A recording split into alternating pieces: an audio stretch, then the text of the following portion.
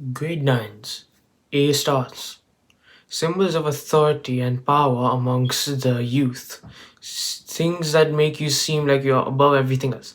Yet for some of us, just an expectation of what we should be achieving. I'll show you how to make this long sought after grade something that you just expect in your everyday exams. Please subscribe, like, and share the video if you find the tips useful, and then let's just get in. The first tip I have for you is to understand the content. Now, what do I mean by understand the content? Well, understanding the content is creating links to different parts of it. The crazy question, why does this occur? Why does it occur?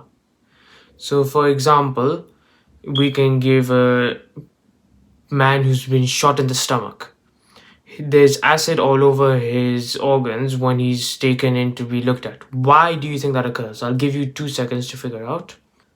So you can see if you answered correctly, yeah. If he's been shot in the stomach, there's a hole in his stomach, and then the stomach has hydrochloric acid. Hydrochloric acid just leaks out and damages all the organs.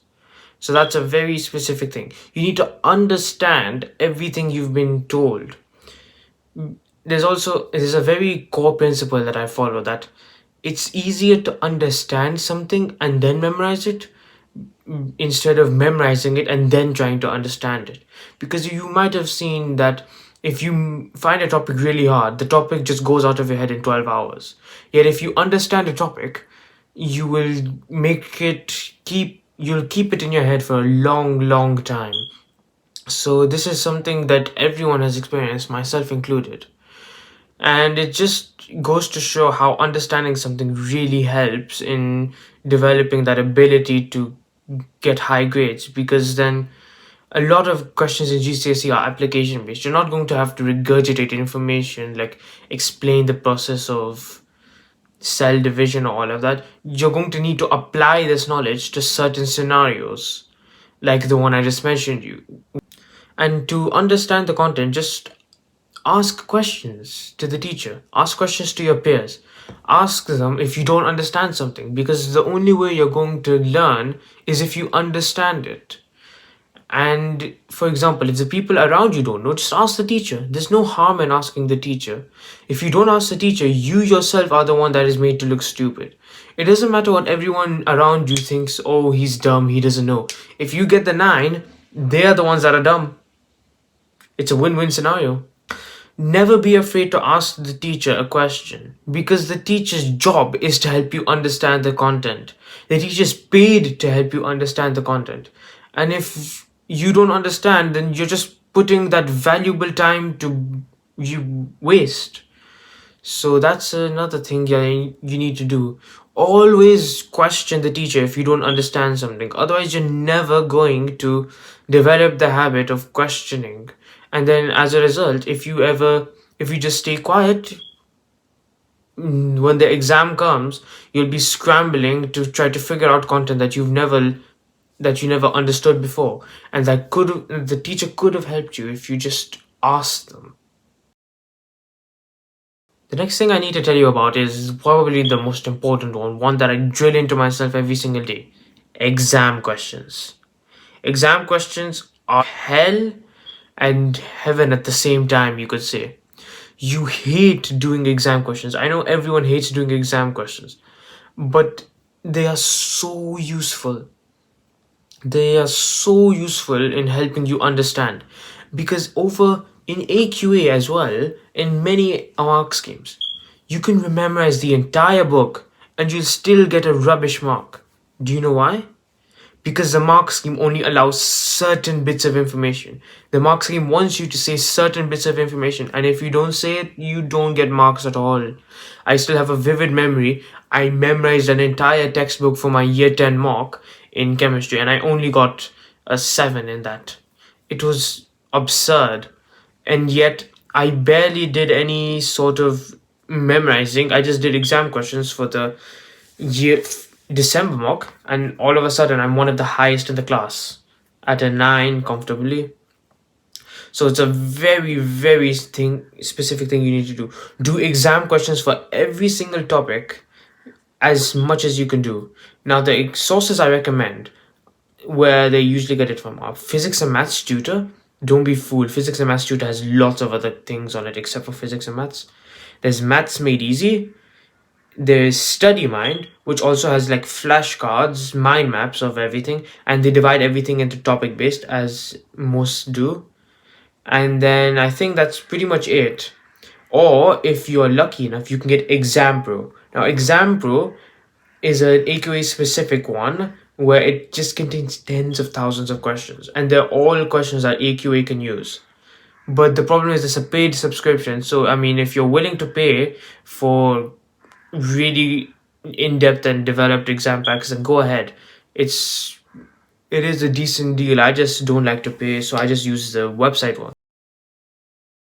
Now, one thing that gets overlooked, one thing that gets massively overlooked when we're talking about getting grade nines is consistency. Consistency is doing a little bit every single day.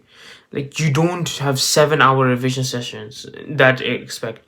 I'll tell you one thing, all of these people who make notes online, etc., it's not that making notes is what's helped you. It's that the consistency that you're doing it every single day is what helps you.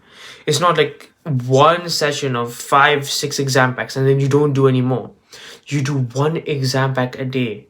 I follow this principle as well. At one point, I was just cramming everything in one day and then not revising for the other few days, which didn't help at all. Now I just do one exam pack, 2 exam packs a day, then I mark it and see where I went wrong. Because if you don't develop it every day, you're going to forget it. I'll give you a principle that I follow. It's not about what you do during your revision session, it's about how much you take from your revision session. So if I study for 5 hours, yet if I study for 5 hours, I only retain 1 hour's worth of knowledge. It's not nearly as efficient and time, it's not nearly as good use of my time as doing 2 hours of good revision and retaining 1 hour. You see the time difference, 5 to 2, that's 40% of the time for the same amount of knowledge. The exact same amount of knowledge in 40% of the time. So making notes, regurgitating textbooks, just reading them all multiple times, that's no good. No good. You need to be consistent.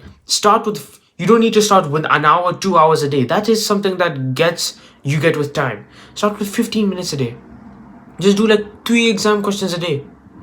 And just for every subject, and just build that up. Build it up until you come to a point where you can actually sit for an hour without looking at your phone and you can just do the exam pack.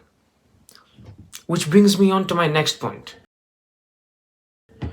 Distractions. Keep them at a minimum.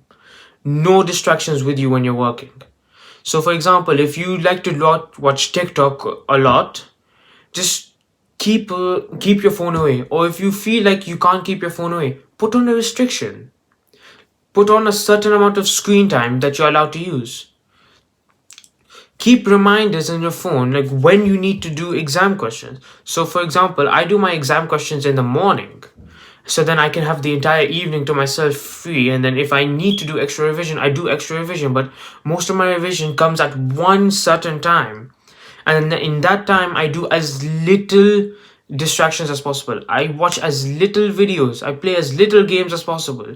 Just so that 2 hours of revision is purely focused on doing work. Because you can say, oh, I've done 2 hours of revision, but if you spend half of that on your phone, then it's just not worth it. And then a final one that's just like, it's a thing. You need to have a goal in mind. You need to have a goal that, oh, I'm going to get 9. Because I'll tell you one thing, if you create the mindset that you're going to get a 9, you can achieve it.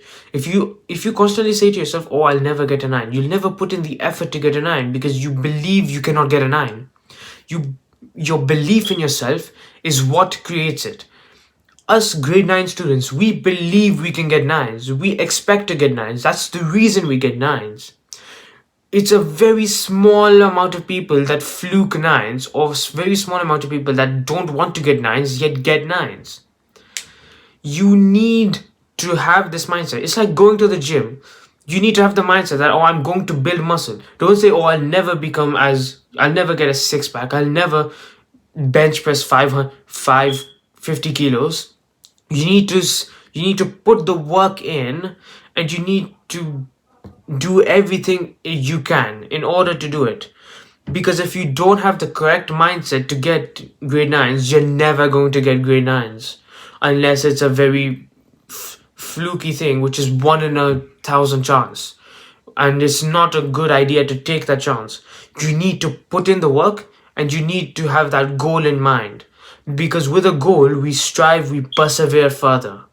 And that brings me to the end of my talk. Again, if you found this video very useful, please like, share, subscribe, so that I can grow more and I can go with more people and help them as well. Peace out.